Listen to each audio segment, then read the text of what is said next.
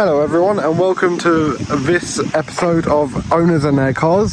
Today we are filming with this Daihatsu Sirion, I think it's called, a show or something.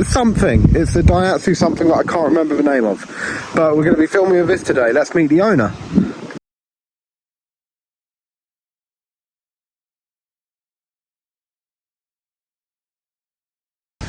And here is the owner. You may recognise him from a previous video. Introduce us to your car. Yeah, it's me again. I'm the guy who had the Clio. This is my Daihatsu Sirion. No, it's called a Sirion. I was close. Yeah, it's my daily driver. So just because the Clio is horrific on fuel, some other choice words I probably could have used there, but I won't. This is very good on fuel, but yeah, this is it. 2001 Daihatsu Sirion EL. Right, let's get into the questions. Okay, so how long have you owned this vehicle? Definitely wasn't the fifth attempt of me trying to say that. So yeah, I've had it 2 months. It's quite fresh to me, but it's actually the most use this car's probably had in its entire life in those 2 years. So two years, 2 months. 2 months. 2 months. We'll get into that later. Yeah. Right, let's ask some more questions. Okay, next question is, do you enjoy the ownership of this vehicle? Oh yeah, it's given me like a whole new appreciation for driving. Not because it's fast, not because like the Clio's a fun driving experience, but this is just stupid. Like it's so characterful, but it's so like bad that I love driving it, and it feels so effortless and just so like you don't have to think whilst you drive it because it's just so. Look at it. Look at it. funny looking vehicle. Yeah, very. I never asked what engine size is it?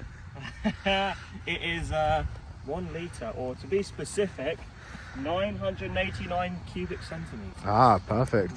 Perfect reg for the car then. Exactly. Okay, now I know this a little, but what mileage is this 2001 car on? Well, this is the party piece of this car, so I think this is probably just one I'd rather show than talk about. If we come through to the driver's seat, early old car, so it's got there's no digital displays there. Help if it'll load. It's just sub 18,000 miles. For a 2001 Daihatsu. 2001, 17,000 miles. Yes, that's very low mileage. It's a baby. As I say, I bought it at 15,000. It's now at 17 in those couple months. So I've driven it more than it's ever been driven in like the years. 20 odd years that it's existed for. So yeah. Yeah, that's really insane. It's the lowest mileage one I've ever seen. If not, it may be the lowest mileage one in the UK. Well, possibly. There's a point there. Who sees these? Yeah, well, I think I've seen two on the road. 17,000 miles. Yes, it's low, but I don't think you're going to see another one with any mileage, let alone. Well, no, you do. Yeah. But yeah, they are usually higher mileage than this. So. Yeah. Well. Okay, next question, and it's kind of good as this is your daily driver. Yeah. So, what is your real world miles per gallon? What was your Clio, the Clio RS? So I don't really have a concrete figure for this, but the Clio on display average is 28.8. This I have managed to do on a full tank. In fact, no, I think it was less than a full tank. I've managed to go from where we are now to central London, drive several loops around central London, come back, and then drive it to Bournemouth, and then back to Bournemouth without it even getting to reserve. So it was about 300 miles or so. Yeah, and that's very good. It just continued going and going and going, and it wasn't even like I was going to run out of fuel. So they say it's around 60, but I mean, I don't know real world. I have no measure on it other than just me doing the maths. But. Okay, next question, probably pointless for this car, but hey, I follow a slight script. What is the 0 to 60 of this race car? Not applicable. Not applicable. No, it can get to 60. I think it probably takes a good 15-20 seconds to get. So very quick. It's an eco box. What do you expect? You know, it's not going to be doing. Oh, here we go with my 5 seconds 0 to 60. No. There is actually a sports trim of this which does it in 8 seconds. Ooh. I won't talk about that. Maybe in the future, we never know. Maybe. But yeah, so you reckon around 13, 15? Around that, yeah. Okay, so the next bit is list off the good and the bad points of this car. Okay, well I'll start with the good because it's just, I mean, as I say, look, it's so goofy. Like, It's got a very funny face. Obviously the mileage is the number one thing. That's the one that like it's a little party trick basically. Yeah. There is a few more party tricks, and that's based on the trim basically of this car, because obviously it's 2001. You know, it's still kind of a analog to digital kind of like transitional era.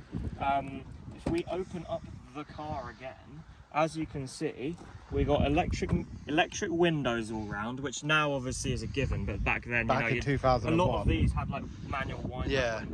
And it has an electric in the rear as well. Yes, and more importantly, it has a sunroof that's also electric. And an electric sunroof. I'll let you film the button from underneath. I'll film that in a separate clip. Yeah. What's also funny is we got the older. So we got like the little double horn. It's just stupid. I mean, it's just one of those things. I actually like the back of these cars. I think they're weird looking. Yeah, they are. I wouldn't say they're weird looking. They're very round. And of course, it is the EL model. Yeah, it's very period correct. I'll give it that. Yeah. I don't think it's a bad. Lots of chrome. Yeah, I don't think it's a bad looking car, and I think the chrome is kind of period correct. I mean, maybe a little bit later. But, yeah. May I open the back door to look inside? Yeah. I mean, mind the umbrella. But yeah, that's fine. But it's very clean inside. Yeah. Yep, electric windows in the back for a 2001 economy box. Yep. That's unheard of. I mean, we were told by the previous guy who had it that it was likely that the only thing that had ever been in the back of this car was the owner's dog. So yeah, I mean, now that's changed. Obviously, people have been in it, and it's a great laugh. It's such a funny car just to load up with people and just like, you know, have fun. Yeah, exactly. It's a fun daily. It's That's what you want. Very fun car. And this is going to lead on to the bad points until you actually try and use it on a road. I know that sounds kind of counter to what I've said already, but obviously with the size of cars nowadays, everything's some big crossover SUV and what you love. Huh? What you absolutely love. Oh, I love them. Yeah, they're great. They're really, really purposeful. Anyway, well, yeah, no, I don't want to go into that. Yeah, so obviously it's only got 50 horsepower. So trying to, like, you know, I don't know the word, but not put your keep foot up, down. But like, yeah. When it comes to Slip a point roads where and you stuff. kind of just need to get going, it won't. It's the same as like if you drove, you know, anyone who's had, you know, anyone's first car who's been something like this. Yeah. It was like my Volkswagen Fox used to be when I had that. Yeah. You know, you want to pull away, you're not going anywhere. It's just like 3 to 5 working days to actually get to the speed limit. Yeah. And driving it in places like London, which I have done, obviously, as I say. Is this ULEZ compliant? Yeah, it's ULEZ. Oh, wow. Yeah. I did not know that for a yeah. 2001. Exactly. Yeah. So, yeah, it is ULEZ because it's a UK car as well. Oh yeah, it's not an import, is it? It's not an import, no. But so in London, like obviously all these big cars, you're trying to like, you know, get to where you need to be in the right lanes and, you know, merging and things like that. Big cars do not let you move. So this, because it's so small, you know, everybody just thinks that they can just cut it up. Yeah. You know, it's insignificant. I have the same situation when I'm driving in my Honda. Exactly. Well, I've oddly never made a video on. I've made shorts, but never a video on. I think you might need to. Yeah, I might have to. It's its own story. Maybe get a video. The Japanese cars, we love to see Yeah, it. I love Japanese cars. Yeah, I mean, other than that, I wouldn't really say there's much of a bad point. It's just, it's lacking power. That's all it really comes down to. Not that it should have power. It just helps in the age that we're in, because back then it's probably fine. Exactly, yeah. Because obviously, you know, like a Ford Focus or things like that was a small car back in the day. Same with the Minis and things like that. But yeah, I can't fault it. I love driving it regardless. And it's saving your money on fuel. Exactly. Because that Renault does not. Yeah, no. Yeah, it's cheap to insure and tax and things like that as well. So yeah. Okay, and the next question is, out of all the vehicles you've owned, and we now know you've owned a VW Fox and a Clio RS, has been on the channel. Yeah, where would you rank this out of cars you've owned? So yeah, as you say, it's been the Volkswagen Fox, this, and the Clio. Well, actually, there is a fourth. I will explain that in a minute. Yeah. Yeah. So this is probably. It would have to be second because the Clio is obviously my number one. Yeah. Because the Clio is, you know, like my first. I wouldn't say sports car, but it's my. It's your first performance car. It's my first performance car, exactly, and there's been so much like emotion and time and money money that's been spent into that thing. So it has a real sentimentality to it. Yeah.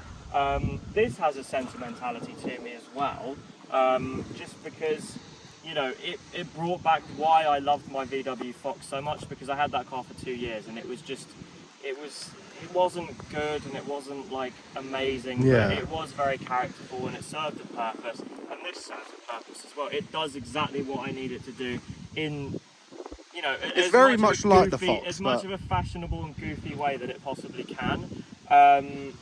However, as I say, that kind of leads on to the fourth car that I haven't talked about, which is the fact that I have one of these, as I say, in the sports trim. They're called the Rallies, the 1.3 Rally. So it's this, but with a 1.3, rework brakes, rework suspensions. Basically, it's got about 50 odd horsepower more, so it feels that power thing I was talking about earlier. Small catch, it's a project car, so it's not it won't be on the road channel for work. years. No, it won't be on for a little while. It's currently being documented elsewhere. Yeah. So, you know, that's another thing. But yeah, it's in tear down at the moment. But I think once the time comes that is a car that I can daily drive, you know, I think this will probably go up for sale.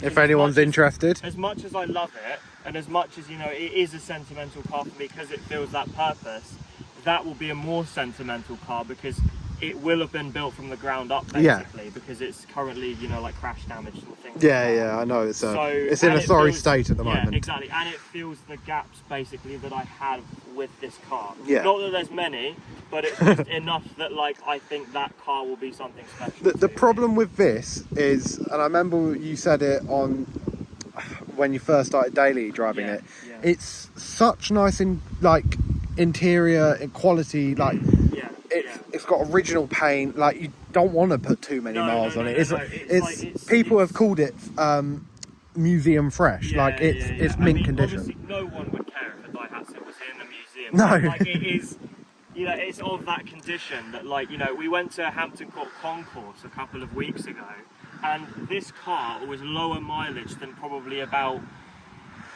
20% of the cars that were, they had like this line that was like, I think the class was like 30 before 30 or something like this, and this was in better condition than a lot of those cars, which is staggering because, like, you know, it's a little for the money you paid for it as well. The money I paid for it as well. Don't get me wrong, I would never enter it into something like that because it doesn't have that wow factor. Well, to me it does, but not, you know, not to me it does as well. Yeah, but like to some it's just something to, you know, it's just a box. It's a car that should be scrapped. Fridge, you know, it's a little fridge, but yeah, as I say, it serves a purpose and it is low mileage, and I would just rather keep it special for more people to enjoy than to just run it into the ground and just not care about it. And, you know, well, I would care about it, but that's besides the point. As in, I don't want to just keep putting miles and miles and miles and miles on it and wear and wear and wear and wear. Because, I mean, even in the couple months I've been driving it, the paint's been stone chipped to all, you know, and, you know, the paint is going to get, you know, worse. Yeah, worse, because, I mean, it's a 2001. The Rally that I've got is red as well, and oh my god, the lack of peel and the sun damage to that is just something else. Yeah, because this was kept in a garage practically all of its life. Yeah, exactly. So, yeah, I mean, as I say, it's definitely second. Yeah. But, will that change? We'll have to see. Maybe we'll see a rally version in the future on this channel. Possibly. Don't want to get anyone too worked up, but yeah. Yeah.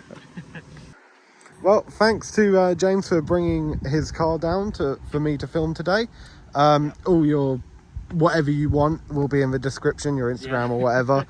And yeah, hopefully we see more of your interesting cars in the future. I hope so. Yeah, only the start. I can hope, but yeah, only the start. We'll keep it going, and yeah, I mean, these are meant to be enjoyed, so I'll just keep enjoying my cars, and if anyone wants to follow along, then yeah, as Ben says. Yeah, and hey, if it ever goes up for sale, what you're thinking, it'll be on your Instagram. 100%, yeah, 100%. Okay, perfect. Thank you for showing us. Goodbye, Yeah, everyone. anytime.